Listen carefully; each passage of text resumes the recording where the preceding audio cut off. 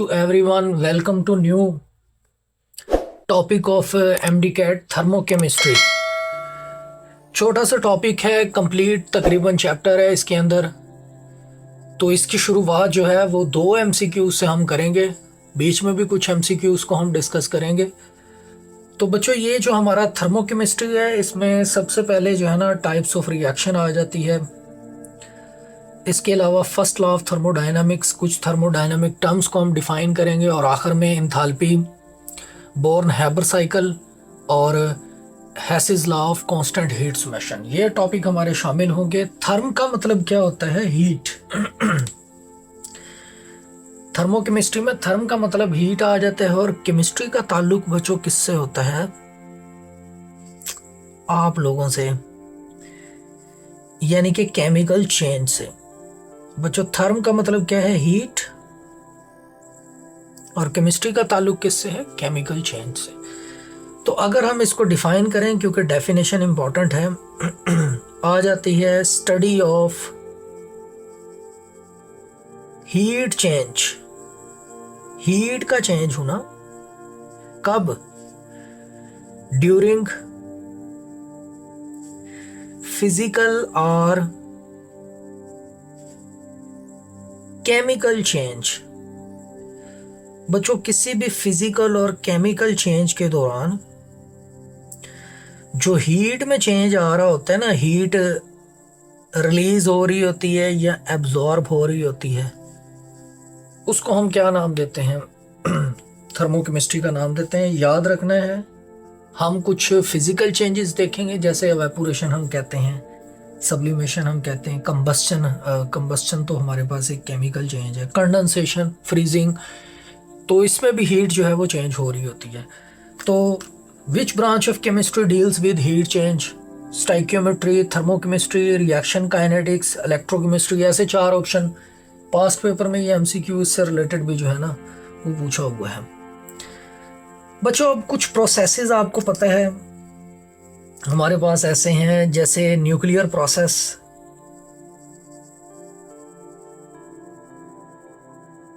या nuclear reaction की अगर हम बात करें तो ये क्या करते हैं? More heat change. इसी तरह अगर हम किसकी बात करते हैं, केमिकल प्रोसेस या केमिकल रिएक्शन की, तो मॉडरेट हीट चेंज। तो इसमें जो है ना वो हीट का इतना ज़्यादा चेंज नहीं होता। लेकिन इसके मुकाबले में अगर हम किसकी बात करते हैं, किसी फिजिकल प्रोसेस या रिएक्शन की, तो हमारे पास क्या होता है? Less heat change. तो ये थोड़ा सा आपने ना याद दहानी कर लेनी है कि इन प्रोसेसेस के अंदर क्या क्या हीट जो है ना वो चेंज हो रही होती है, किन में ज़्यादा होती है, किन में कम हो रही होती है। अब बच्चों देखें, जब भी कोई केमिकल रिएक्शन होता है तो उसमें पता है आपको कि हमेशा रिएक्टेंट किसके अंदर कन्वर्ट हो रहे होते हैं? प्रोडक्ट के अंदर। ये कोई भी हमारे पास रिएक्शन है, इस रिएक्शन में हमने जो है ना लेफ्ट साइड पे किसको रखा हुआ है? रिएक्टेंट्स को, और राइट साइड पे हमारे पास क्या है? बनने वाली प्रोडक्ट्स। बच्चों, इन रिएक्टेंट्स ने जो है ना वो किसके अंदर चेंज होना है? प्रोडक्ट के अंदर। अब जब रिएक्टेंट प्रोडक्ट में चेंज होते हैं तो आपको पता है रिएक्टेंट में हमेशा क्या होती है? Bond breaking. पुराने बॉन्ड क्या हो रहे होते हैं? टूट रहे होते हैं। जब पुराने बॉन्ड टूटेंगे तो बच्चों एनर्जी क्या होगी? एब्जॉर्ब। डाउनवर्ड एरो का मतलब एनर्जी उन्होंने क्या की है? एब्जॉर्ब। और बच्चों, ये जो हमारे पास प्रोडक्ट्स हैं, इसका जो बनना होता है, इसमें बॉन्ड क्या होती है? फॉर्मेशन। नए बॉन्ड जो है वो बन रहे होते हैं। जब बॉन्ड फॉर्मेशन होगी तो कुछ ना कुछ एनर्जी क्या होगी? रिलीज। अपवर्ड एरो का मतलब एनर्जी रिलीज, डाउनवर्ड एरो का मतलब एनर्जी एब्सॉर्ब। अब जो ओवरऑल एनर्जी हमारे पास रिलीज या एब्जॉर्ब हो रही होती है, ओवरऑल एनर्जी जो है वो क्या होगी, रिलीज होगी या एब्जॉर्ब होगी, जिसको हम इंथाल्पी चेंज की फॉर्म में मेजर करेंगे, that is H P minus H R. Product enthalpy minus reactant enthalpy. अब बच्चों ओवरऑल जो डेल्टा का चेंज आएगा ना, डेल्टा एच का चेंज आएगा, that is called heat of reaction. ये पॉजिटिव भी हो सकती है, नेगेटिव भी हो सकती है। पॉजिटिव होगी तो एंडोथर्मिक प्रोसेस, नेगेटिव होगी तो हमारे पास एक्सोथर्मिक प्रोसेस होगा। पहला इंपॉर्टेंट टॉपिक बच्चों हमारा इसी से रिलेटेड है कि हमने हीट चेंज की बेस के ऊपर, हीट चेंज याद रखना है, टाइप ऑफ रिएक्शन की बात करनी है। Types of reaction enthalpy change की बेस के ऊपर या हीट ऑफ रिएक्शन की बेस के ऊपर हमारे पास दो तरह की होती हैं। One is called exothermic and second one is called endothermic. बच्चों सबसे पहले ये कुछ प्रॉपर्टीज इनके डिफरेंस के अंदर सारी बड़ी इंपॉर्टेंट हैं, इनको आपने याद रखना है कि द हीट, पहले डेफिनेशन की अगर हम बात करें तो the process in which heat evolved by the system. अगर हीट इवॉल्व हो रही हो तो उसको हम क्या नाम देते हैं, एक्सोथर्मिक रिएक्शन का। और अगर हीट एब्जॉर्ब्ड हो रही हो तो उसको हम किसका नाम देंगे, एंडोथर्मिक प्रोसेस का। फ्लो ऑफ हीट याद रखना है आपने, सिस्टम से किसकी तरफ हो रही होती है, सिस्टम से सराउंडिंग की तरफ, जबकि एंडोथर्मिक में सराउंडिंग से किसकी तरफ बच्चों, सराउंडिंग से सिस्टम की तरफ। किसके अंदर, एंडोथर्मिक प्रोसेस में। जब सिस्टम से सराउंडिंग की तरफ जो है वो हीट जा रही होगी तो याद रखना एक्सो के अंदर जो टेम्परेचर ऑफ सिस्टम है ना वो क्या हो जाएगा, डिक्रीज। ये डाउनवर्ड एरो का मतलब डिक्रीज। और एंडो में क्योंकि सराउंडिंग से सिस्टम की तरफ जा रही है तो सिस्टम का टेम्परेचर क्या हो जाएगा, इंक्रीज। ये अपवर्ड एरो इंक्रीज के लिए।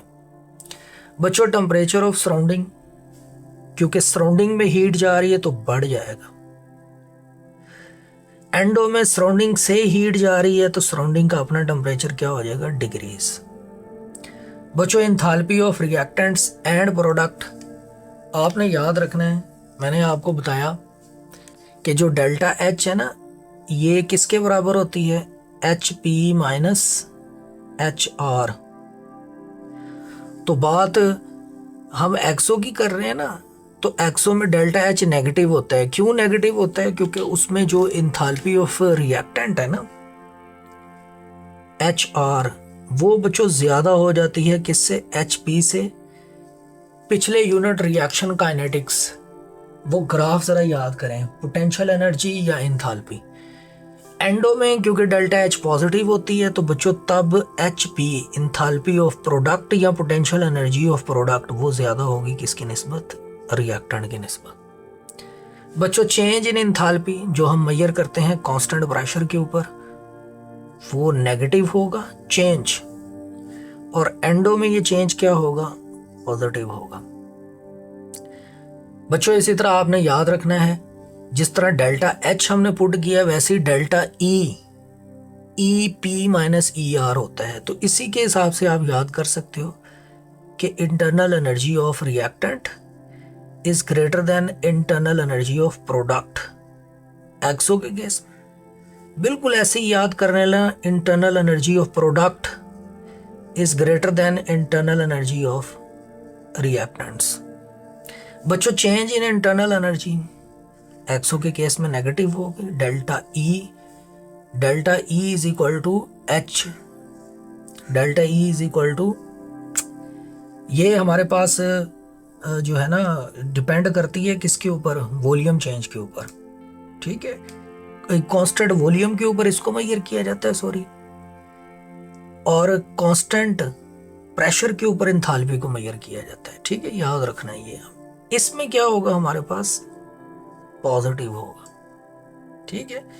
रिएक्शन वेजल, एक्सोथर्मिक की बात करते हैं तो रिएक्शन वेजल इनिशियली जो है वो क्या हो जाती है, वार्म। ये वार्म लिखा गया है। और जब एंडोथर्मिक की बात करते हैं तो इनिशियली हीट एब्जॉर्ब होने की वजह से ये कोल्ड हो जाएगी। ठीक है। स्टेबिलिटी ऑफ रिएक्टेंट्स, बच्चों ग्राफ जरा याद रखें। एक्सो में रिएक्टेंट लो पोटेंशियल एनर्जी पे होते हैं, रिएक्टेंट्स लो पोटेंशियल एनर्जी पे होने की वजह से, सॉरी, हाई पोटेंशियल एनर्जी पे होते हैं। ग्राफ याद रखना है आपने। तो रिएक्टेंट्स हमारे पास क्या होंगे, लेस स्टेबल।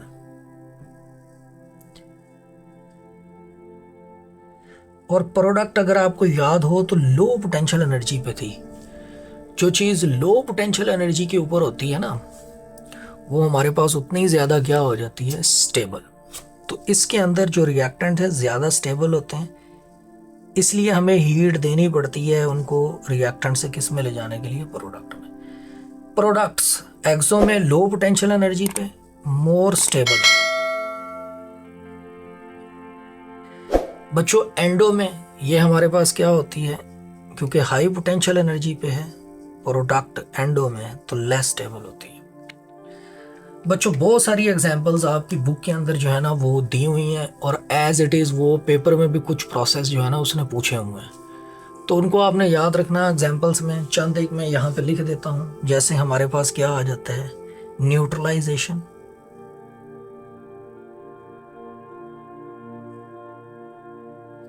ये जो न्यूट्रलाइजेशन का प्रोसेस है ये एक्सोथर्मिक होता है बच्चों। इसी तरह हमारे पास कंबस्शन,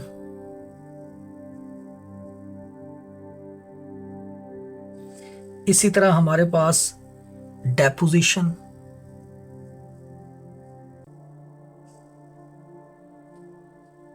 बच्चों इसी तरह हमारे पास रेस्पायरेशन, याद रखना है, रेस्पायरेशन।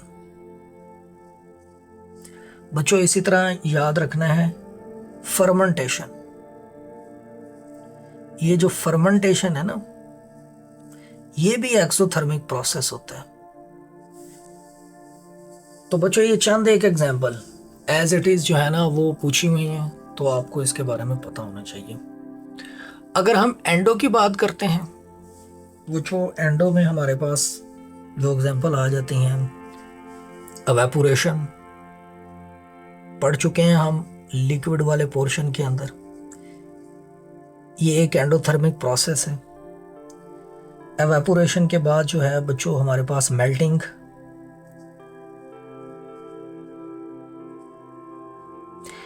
इसी तरह हमारे पास सब्लिमेशन। बच्चों इसी तरह हमारे पास ionisation energy, I stand for ionisation energy. First electron affinity exo होती है, बाकी सारी जो है ना वो क्या होती हैं, एंडोथर्मिक होती हैं। बच्चों इसी तरह इलेक्ट्रोलिसिस, एक और नाम याद रखने ला, इलेक्ट्रोलिसिस। किसकी इलेक्ट्रोलिसिस, बच्चों वाटर की। ये जो हमारे पास इलेक्ट्रोलिसिस ऑफ वाटर है ना, ये भी कौन सा प्रोसेस होता है, एंडोथर्मिक। तो यार ये चंद एक एग्जांपल, और ख़ास तौर पर ग्राफ जो हमने रिएक्शन काइनेटिक्स में ड्रा किया था ना, उस वाली भी सारी इंफॉर्मेशन आपने याद रखनी है। बच्चों अब ये जो पहला एमसीक्यू है ना हमारे पास, ये इसी एक्सो और एंडोथर्मिक से रिलेटेड है। आपने बताना है कि which delta H represent most stability of product. Product आपको पता है एक्सो के अंदर ज्यादा स्टेबल होती है, इसका मतलब ये माइनस वाले जो है ना इनमें से आपने सेलेक्ट करना है, और जो एंडो है उनमें रिएक्टेंट ज्यादा स्टेबल होते हैं। तो आपने इन दोनों वैल्यूज में से देखना है कि अमाउंट ऑफ हीट जिसके अंदर ज्यादा रिलीज होगी ना, अमाउंट ऑफ हीट रिलीज्ड। बच्चों माइनस का मतलब सिर्फ हीट का क्या होना, रिलीज होना, ये मैथ वाला माइनस नहीं है। अमाउंट ऑफ हीट जितनी रिलीज हो रही होगी ना, आपने याद रखना उसमें stability of product, stability of product, product की बात हो रही है। वो उतनी ही हमारे पास क्या होगी, ज्यादा होगी। अब बताएं जरा किस में जो है ना वो हीट बहुत ज्यादा रिलीज हो रही है। ये देखें, ये अल्फा ऑप्शन, हीट ज्यादा रिलीज हो रही है, लिहाजा इसमें प्रोडक्ट क्या होगी, ज्यादा स्टेबल होगी, अल्फा ऑप्शन। बच्चों नेक्स्ट हमारे पास टाइप्स ऑफ रिएक्शन ही है। किसकी बात ही हम करेंगे, टाइप्स ऑफ रिएक्शन की, लेकिन किस बेस के ऊपर, स्पॉन्टिनिटी की बेस के ऊपर। रेट ऑफ रिएक्शन की बेस पे हम पढ़ चुके हैं slow, fast, intermediate. Heat change की बेस पे पढ़ चुके हैं एक्सो एंडो। अब पढ़ेंगे स्पॉन्टिनिटी की बेस पे। बच्चों स्पॉन्टिनिटी की बेस पे रिएक्शन हमारे पास दो तरह के होते हैं, ये भी थोड़ा सा हम साथ स्टडी करते जाते हैं। One is called spontaneous reaction,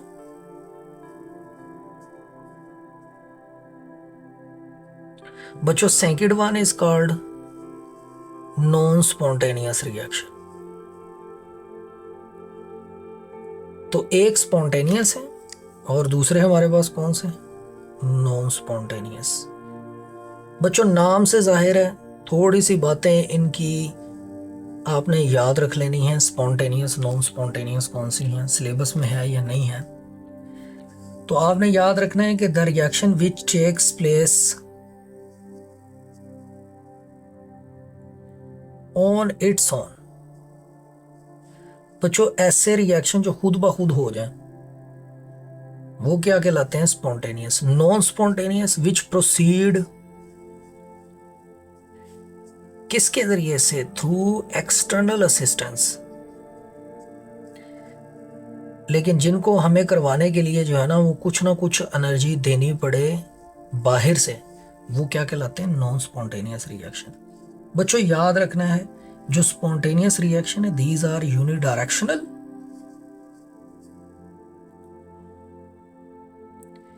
ये हमारे पास यूनिडायरेक्शनल होते हैं, ये हमारे पास रियल होते हैं, ये हमारे पास क्या होते हैं, इरिवर्सिबल।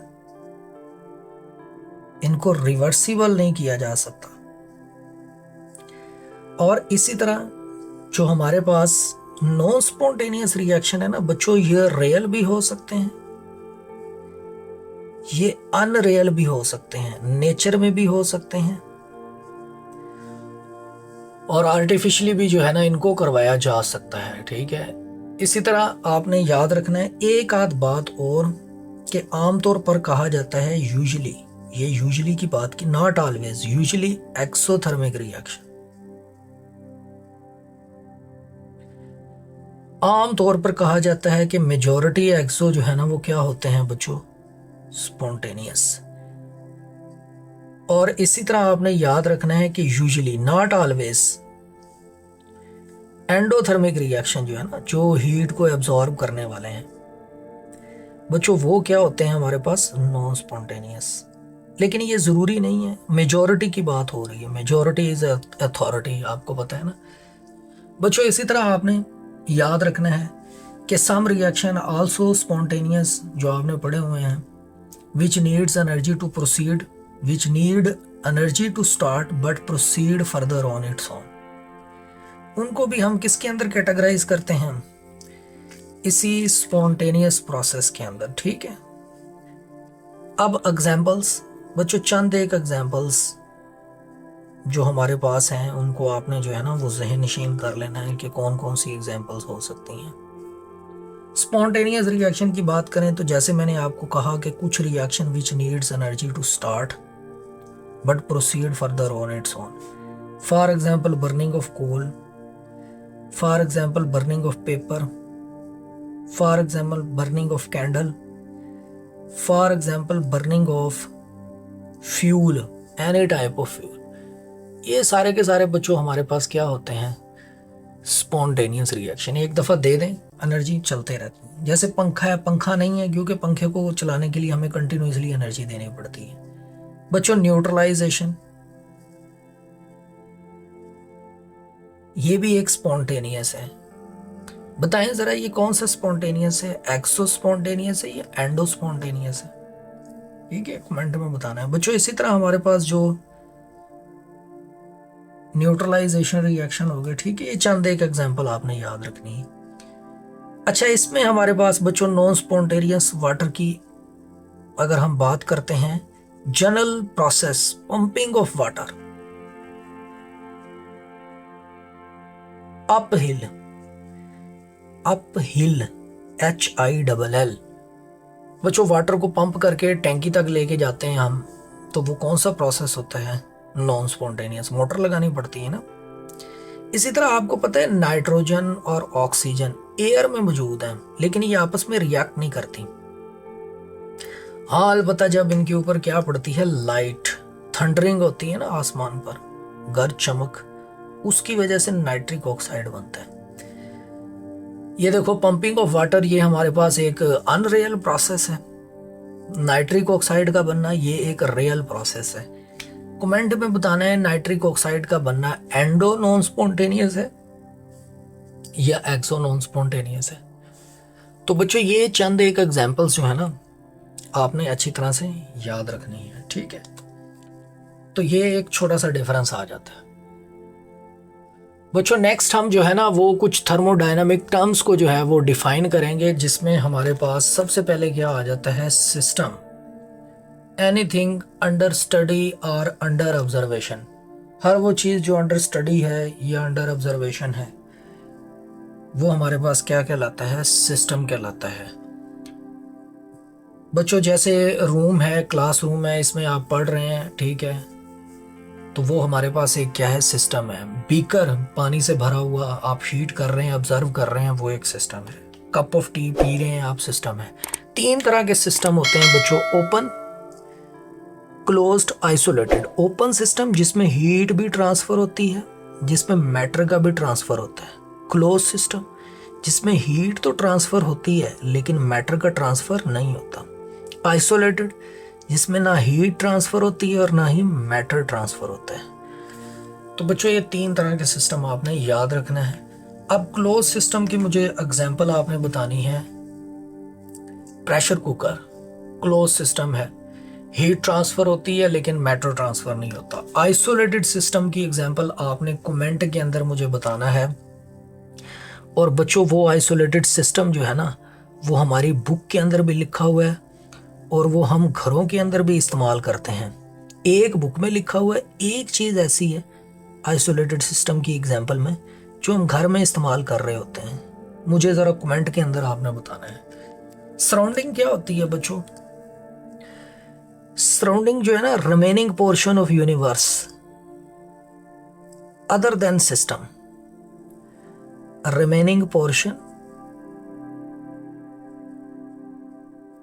Other than system. बच्चों सिस्टम को छोड़कर ना बाकी जितनी भी चीजें आ जाती हैं ना वो हमारे पास क्या कहलाती हैं, सराउंडिंग कहलाती हैं, ठीक है। जैसे आप कप ऑफ टी पी रहे हैं तो कप ऑफ टी जो है ना इसके गिर्द जो भी चीजें मौजूद हैं वो सारी की सारी किस में आएंगी, सराउंडिंग में। फैन है, आप हैं, टेबल है, सारी सराउंडिंग के अंदर आ जाती है, ठीक है। बच्चों इसके बाद जो थर्ड हमारे पास टर्म आ जाती है, बाउंड्री। बाउंड्री की अगर हम बात करें तो बच्चों ये क्या हो सकती है, बाउंड्री हमारे पास रियल भी हो सकती है, इमेजिनरी भी हो सकती है। रियल और इमेजिनरी बच्चों, रियल या इमेजिनरी, दैट सेपरेट सिस्टम किससे, फ्रॉम सराउंडिंग। बच्चों वो रियल या इमेजिनरी सरफेस जो सिस्टम को सराउंडिंग से सेपरेट कर रही होती है वो हमारे पास क्या कहलाती है, बाउंड्री कहलाती है, ठीक है। ये आपने याद रखनी है।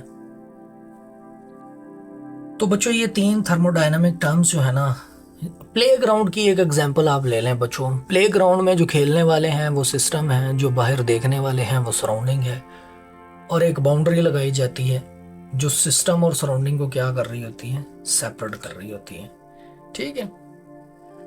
बच्चों हमारे पास जो है ना, जैसे फॉर एग्जांपल ये एक फ्लास्क है, इस फ्लास्क के अंदर जो है ना वो हमने क्या पुट किए हुए हैं, कुछ रिएक्टेंट्स।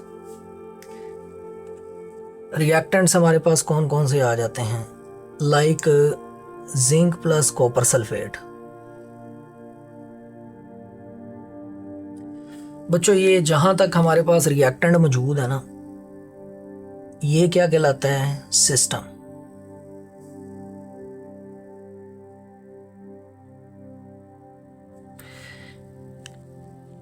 ठीक है, और ये एक इमेजिनरी सरफेस है, सॉरी ये हमारे पास एक रियल सरफेस है, ये रियल सरफेस है, ये फ्लास्क, ये बाउंड्री है। और जहां तक रिएक्टेंट है ना, जहां तक रिएक्टेंट है इमेजिनरी सरफेस, ये इमेजिनरी बाउंड्री है। और इसके गिर्द जितनी भी चीजें हैं हमारे पास, ये सारी की सारी, टेबल जिसके ऊपर ये मौजूद है और बहुत सारी चीजें बच्चों, उसको हम किसके अंदर कैटेगराइज करेंगे, सराउंडिंग के अंदर। तो ये आपने जो है ना बुक के अंदर डायग्राम देखी भी होगी, थोड़ा सा डिफरेंस याद रखिएगा बच्चों। इसके बाद हमारे पास जो नेक्स्ट थर्मोडायनामिक टर्म थोड़ी सी इंपॉर्टेंट आ जाती है, that is called state function.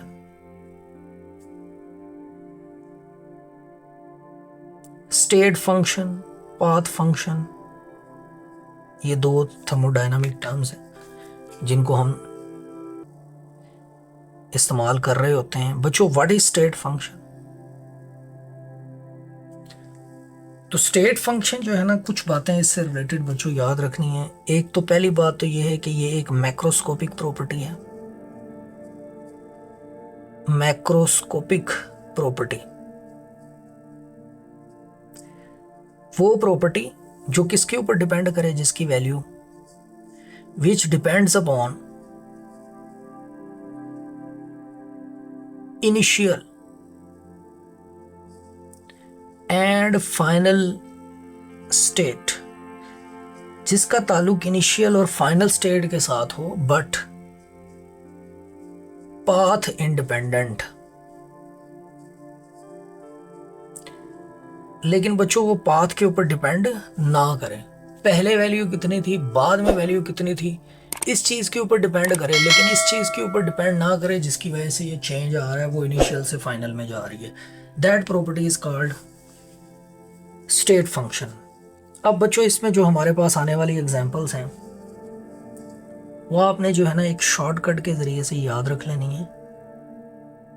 अगर हम एग्जांपल्स की बात करें तो कौन कौन सी एग्जांपल्स आ जाती हैं, पीटीवी। बच्चों पहली बात तो ये है कि इनको कैपिटल लेटर से आपने याद रखना है, पीटीवी। फिर आपने याद रखना है UHS, और फिर आपने याद रखना है G। ये शॉर्टकट है बच्चों। P stand for pressure, state function है हमारे पास। T stand for temperature, V volume. U जो है ना, फॉरवर्ड राइटर की बुक के अंदर हम इसको रिप्रेजेंट करते हैं इंटरनल एनर्जी को। अभी हम पढ़ेंगे इंटरनल एनर्जी। बच्चों H अभी हम पढ़ रहे हैं इंथैल्पी चेंज, S फिजिक्स में पढ़ते हो एंट्रोपी, और G जो है ना थोड़ा सा बुक में जिक्र किया हुआ है फ्री एनर्जी। तो बच्चों ये देखो ना, ये प्रेशर है, ये किसके ऊपर डिपेंड करता है, फाइनल माइनस इनिशियल के ऊपर। इसी तरह अगर हमारे पास बच्चों क्या आ जाता है, टेम्परेचर, उसका भी ताल्लुक किससे है, इनिशियल और फाइनल से, इस चीज से नहीं है जिसकी वजह से ये चेंज आ रहा है। तो ऐसी प्रॉपर्टीज जिसका ताल्लुक फाइनल और इनिशियल से हो वो स्टेट फंक्शन कहलाती है। और याद रखना है आपने कि बच्चों जो हमारे पास स्टेट फंक्शन है ना, they are represented by capital letters. यार दो प्रॉपर्टीज हैं बुक में जो लिखी हुई है, दो प्रॉपर्टीज पाथ फंक्शन के अंदर कैटेगराइज की जाती हैं बच्चों। एक हमारे पास कौन सी आ जाती है, first one is called heat. Heat is not a property of system, release हो रही है, एब्जॉर्ब हो रही है, ये एक पाथ फंक्शन है। वर्क, ये भी हमारे पास क्या है बच्चों, पाथ फंक्शन है, इसलिए इसको स्मॉल लेटर से Q और स्मॉल w से रिप्रेजेंट किया। तो बच्चों ये कुछ थर्मोडायनामिक प्रॉपर्टीज टर्म्स जिनको आपने याद रखना है, जो आगे फर्स्ट लॉ ऑफ थर्मोडायनामिक्स में हम यूज करेंगे। नेक्स्ट हमारे पास जो टर्म आ जाती है thermodynamic term, that is called internal energy. Internal energy को हम कैसे डिफाइन करेंगे? Sum of all possible kinds of energy, sum of all possible kinds of energy present in a system। बच्चों एक सिस्टम के पास जो है ना जितनी पॉसिबल टाइप्स ऑफ एनर्जी हो सकती है उसको हम क्या नाम देते हैं? इंटरनल एनर्जी का नाम देते हैं। याद रखना इंटरनल एनर्जी एक स्टेट फंक्शन है बच्चों, हम बात कर चुके हैं, और इसके अलावा इसकी एब्सोल्यूट वैल्यू को हम फाइंड नहीं कर सकते। हाँ अलबत्ता चेंज जो है ना वो मेजर किया जा सकता है। बच्चों बताएं ये जो हमारे पास all possible kinds of energies हैं ये कौन कौन सी हो सकती हैं? बच्चों दो तरह की एनर्जीज जो है ना किसी सिस्टम के अंदर हो सकती हैं। पहली type of energy due to motion,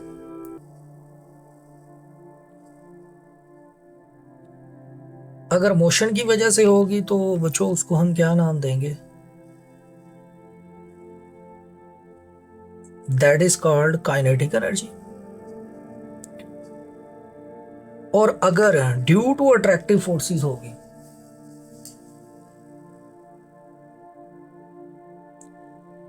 attractive forces, all type of forces,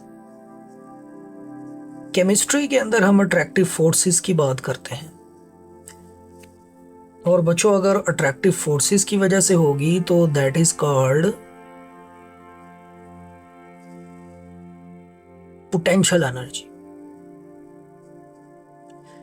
physics में आप पढ़ते हो ड्यू टू मोशन, लेकिन यहां अट्रैक्टिव फोर्सेस की फॉर्म में जो है ना वो पोटेंशियल एनर्जी क्या हो रही होती है? स्टोर हो रही होती है। बच्चों अब काइनेटिक एनर्जी के डिफरेंट फॉर्म्स हैं।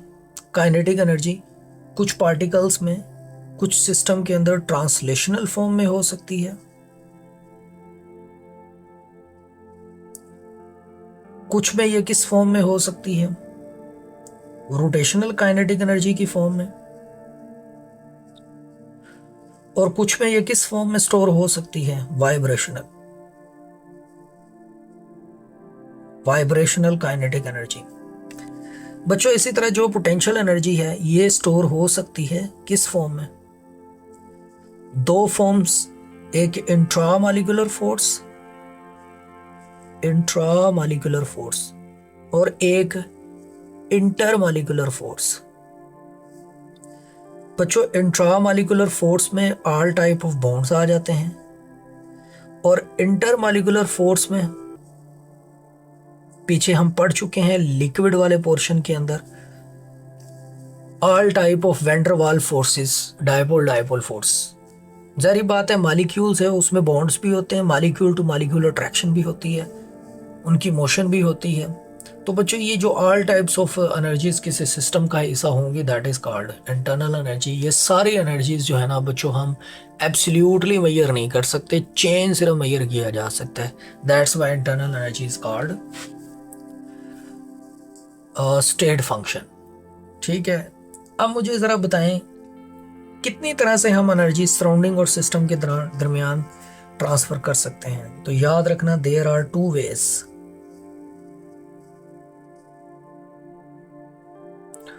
Of transfer energy.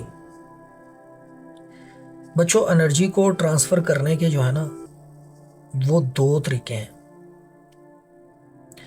सिस्टम और सराउंडिंग के दरमियान। बच्चों एक किसके जरिए से? हीट के जरिए से। Heat is the form of energy that transfer from system to surrounding due to difference in temperature. और दूसरा किसके जरिए से? वर्क के जरिए से, वर्क डन के जरिए से। बच्चों हीट को क्यू से जाहिर करते हैं और वर्क को किससे? डब्ल्यू से। अब आप जो है ना फिजिक्स के अंदर जो वर्क की डेफिनेशन पढ़ते हो वो भी ठीक है, लेकिन केमिस्ट्री में हम जो वर्क की डेफिनेशन देखेंगे बच्चों, work is the product of force और डिस्टेंस आप पढ़ते हो ना, या डिस्प्लेसमेंट फिजिक्स में, लेकिन यहाँ पे हम बात करेंगे प्रेशर वॉल्यूम वर्क। प्रेशर लगाया और कुछ ना कुछ किसके अंदर चेंज आया, वॉल्यूम के अंदर। तो ये जो प्रोडक्ट है ना पी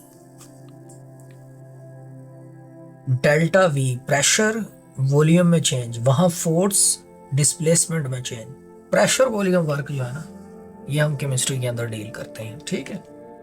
अब बच्चों अगर ये हमारे पास कोई भी सिस्टम है, साइन कन्वेंशन अब आपने याद रखने हैं। सपोज ये हमारे पास कोई भी क्या है, सिस्टम है,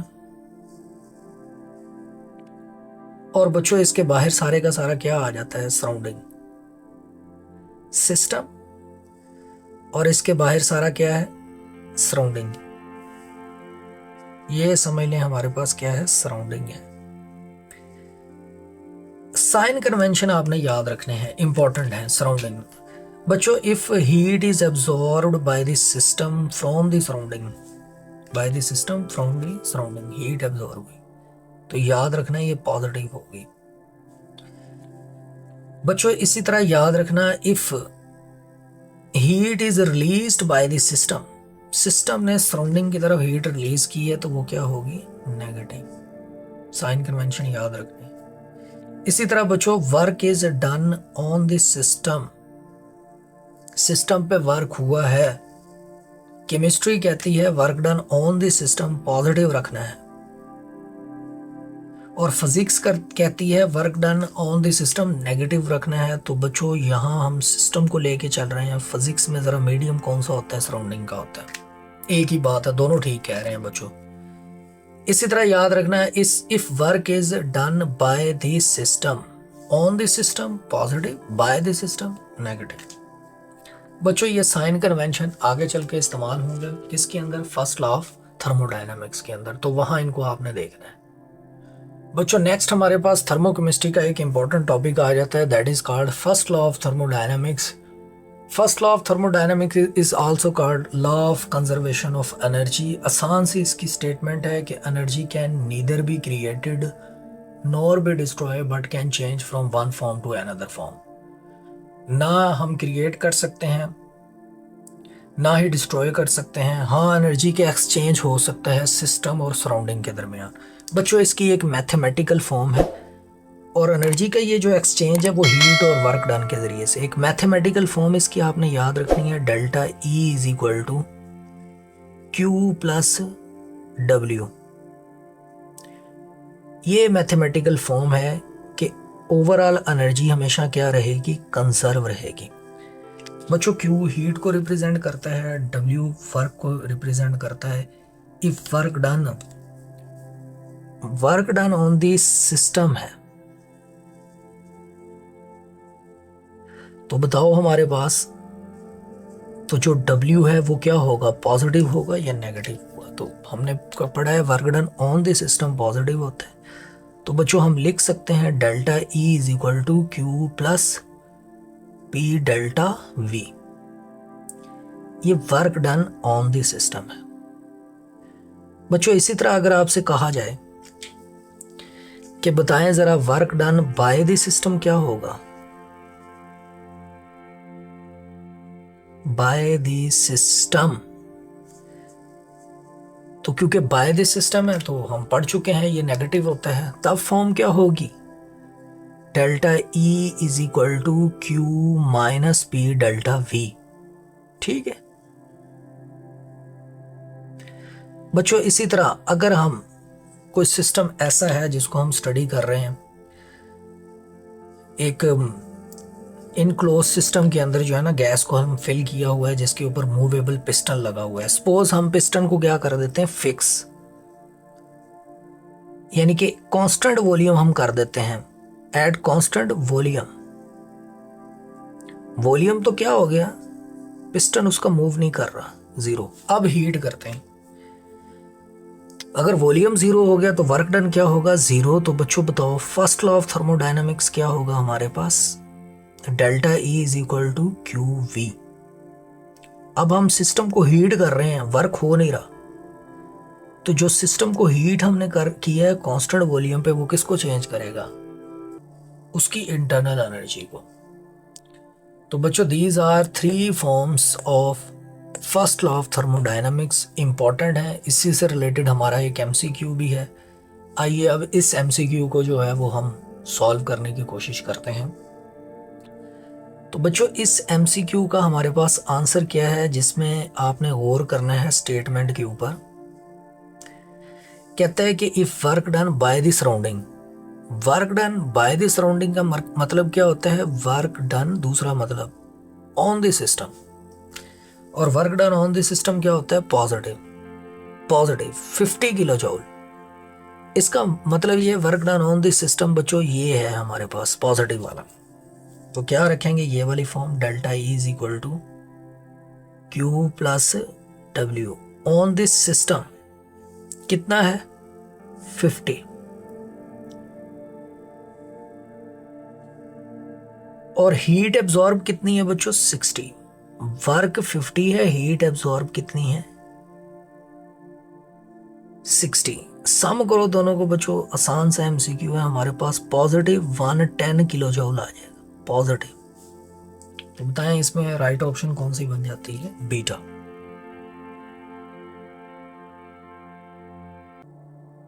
ठीक है, बीटा जो है वो राइट ऑप्शन हो। तो ये एमसीक्यू जो हम काफी देर से जो है वो देख रहे थे बच्चों। इसी तरह बताएं जरा एक एमसीक्यू बताएं, अगर मैं आपसे पूछता हूं कि which of the following is, which of the following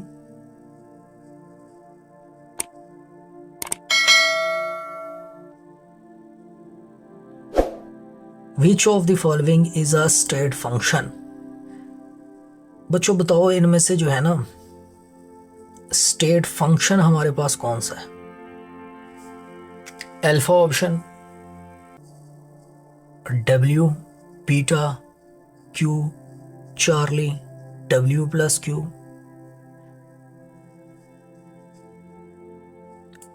delta option हमारे पास ऑल ऑफ दीज। आसान सा एमसीक्यू है, इनमें से बताना है आपने स्टेट फंक्शन कौन सा है। ठीक है, अब बताएं बच्चों, कमेंट के अंदर बताना है इसका आंसर आपने, और इसमें बताएं first law of thermodynamics, first law of thermodynamics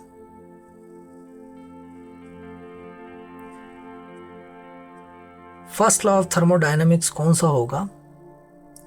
When system undergoes